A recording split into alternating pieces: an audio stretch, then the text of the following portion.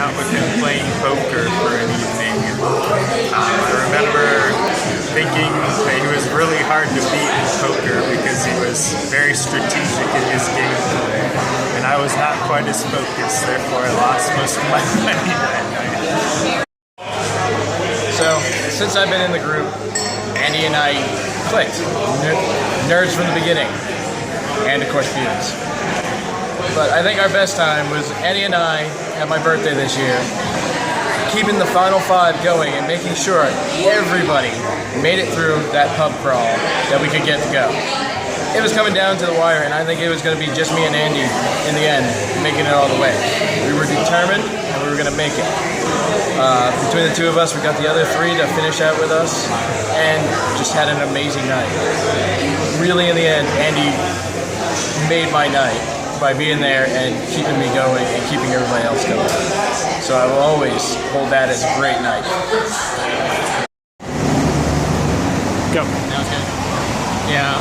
Andrew, there are just so many good memories of Andrew from so far back that they've all just mushed into one big happy memory.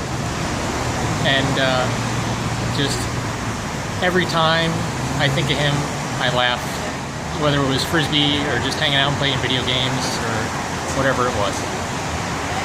I was really sad about something, and I had told everyone that I wasn't going to leave the house for the weekend, and most people accepted that, but then I got like a ton of missed calls on my phone, so I finally decided to check it because it kept buzzing and buzzing and buzzing, and it was Andy, and he was calling me, and so I finally called him back because I figured it must be important, and he told me that he was lost on his way to my house on Memory Lane, and he wanted me to give him directions, so he eventually got me out of the house. I don't know what we did, but it meant a lot that he cared enough to come get me when I was sad.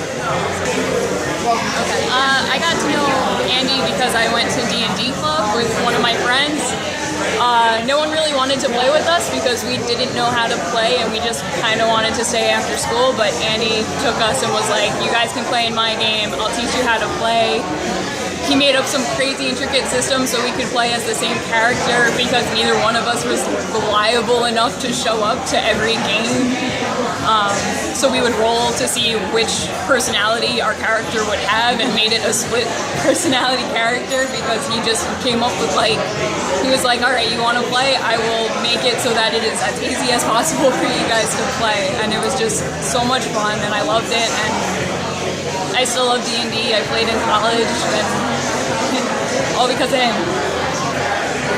I remember one time, Judy and I and Andy went to Ren Fair together, and we shared a tent. And that night, me and Judy decided to give ourselves tattoos in the tent at Ren Fair with Andy in the tent with us. He declined wanting a tattoo for whatever reason. He sat with us and took it like a champ, while two crazy girls gave ourselves tattoos. Good sport. This beautiful chess game that is going on here, if you'd like to take a look, is the first and only time that Timothy here has ever sold all of his pawns. Andrew actually used to make fun of him all the time for using all of his pawns, just sacrificing them and throwing them away, and now that he is finally keeping all of them, he's probably about to beat Ben here. Yeah, I'm definitely about to lose. Tim was our chess club president the year before Andy and I took charge, and Tim made Andy president over me, which I was upset about at the time because I fancied myself a better chess player than Andy, but he was frankly a more responsible and better person, and got the position rightfully so. I realize now, but He was the kind of guy that motivated you. yeah, He made you work harder. There is no one that loved people around him more or included people more than Andy. he brought people together, and he's a really good guy.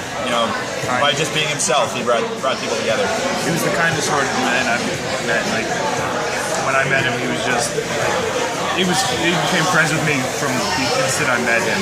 Like, he was such a wonderful and great guy. Always nice, always had a smile on his face. So I don't have the chess experience with Andy, but one thing that I do remember was standing outside and playing like hacky sack and stuff. And I wasn't a good hacky sack player. Andy said that he wasn't really good, but it was always good to be in a circle with everybody and be in the family, and he'd always contribute his just a little touch to keep it going. And he just brought the experience to a whole new level, saying, yeah, I'm not as good as Austin or anybody else, but I'll still be part of the group. And I love those experiences. It's really good. Go. Fond memory I have of Andy is getting together, playing D&D. It was awesome when he could actually be at my house, but even when he wasn't, being on Skype, it was fantastic. He was an amazing role player, and every time he was that character, he was that character nonstop. Oh. It's part of a longer story of my favorite time with Creepy ever. But one day we were in the city, we went to McSorley's, and we both got really drunk really fast. Because for some reason he had a flask of whiskey on him, even though we were going to a bar that had beer. And when we walked out of the bar, he almost fell and caught himself. It was like a really messed up ballerina. And then I said, Creepy, what the hell just happened? And he said, well, one of my feet missed the ground, and I'm really disappointed because I didn't even fly. Go. My favorite memory of Creepy Andy was actually before I even met him. With the D&D, I had not actually joined the group just yet, but Joey was telling me about one of the first sessions that happened, and for a long story short, if you happen to know what Gunther do good mean, everyone knows that story.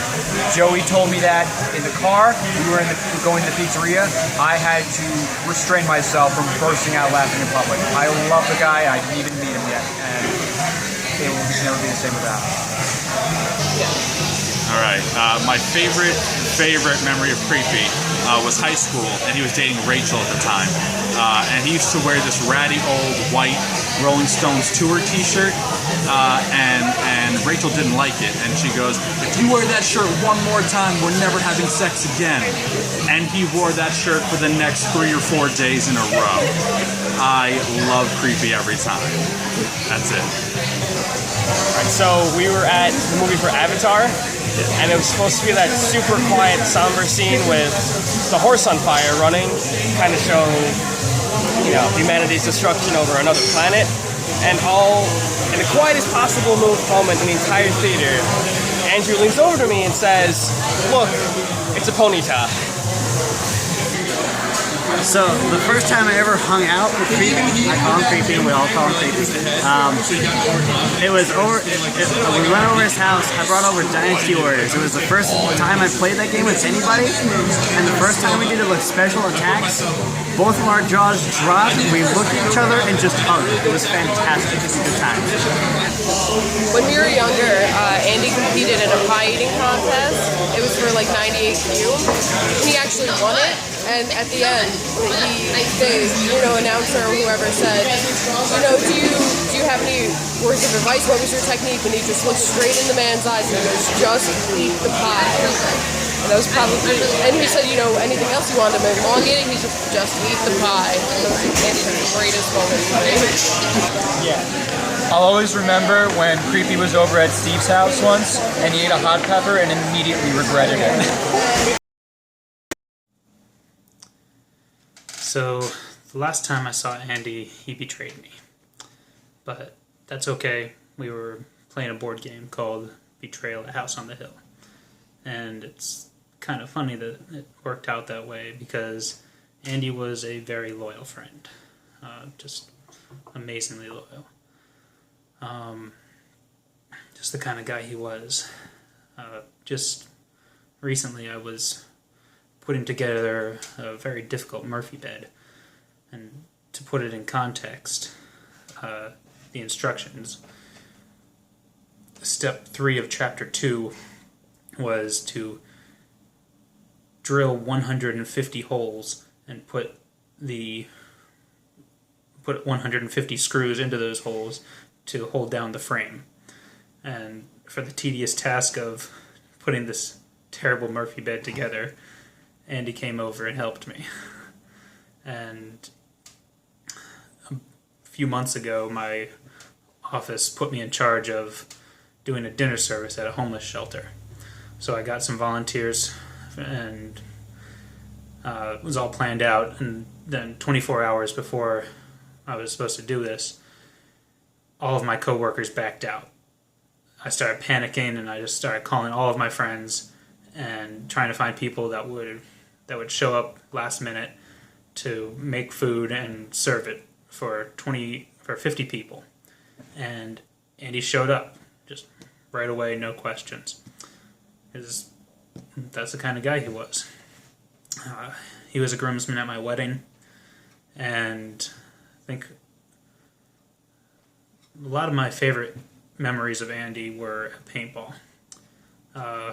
We did that often with a lot of our other friends, and we weren't very good, and our guns weren't all that great, but we were always the best dressed.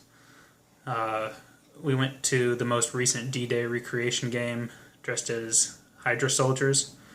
We went to the Black Hawk Down game dressed as Somali pirates, including a little stuffed parrot on the shoulder. And last year, for one of the big D-Day games, Andy went as Robin Hood. We always had a lot of fun doing that, and he was just a really great guy, and I'm going to miss him a lot. Dana and I, and for my birthday, one year he made Stephanie Happy Fun Time Juice, which was a part of his mead and wine making passion phase. and then another year he did these little super adorable little penguins that he made out of olives, which were singularly the most delicious and adorable food I've ever eaten. And some of them had little capes, and they had little carrot beaks, and it was things like that where Andy was so thoughtful and so just put so much effort into the people that he loved, and just such a valuable friendship and companion to have. And he even board games, introduced me to the whole world of other board games, even with his crazy passions, like there's some mansion board game that bored Leia and I to death. But Andy, as soon as we finished playing it, Leia and I were practically asleep, and Andy was like, "This is the best game ever! I'm buying this game right now! I want to play it forever!" I don't think I've ever seen him as passionate about something as this game. But so it was things like that just these wonderful, cherished memories of just little pockets of just pure and utter unadulterated joy, that because he was so quiet, it was the best thing ever when he would burst out with things like that. And even paintballing I did at the time, regrettably. Now I'm very, very glad I got the chance to go paintballing with Mark and Andy just a couple months ago, and it was quite an experience, and it was so clear. The two of them, but it was so clear that Andy was all about this. He had so much fun, and it's things like that. And like at our wedding, he was a groomsman, and it was great. I love that he was such a huge part of our life, and is such a huge part of everything, even day to day still. Just a really great guy and great friend, and I love him and I miss him.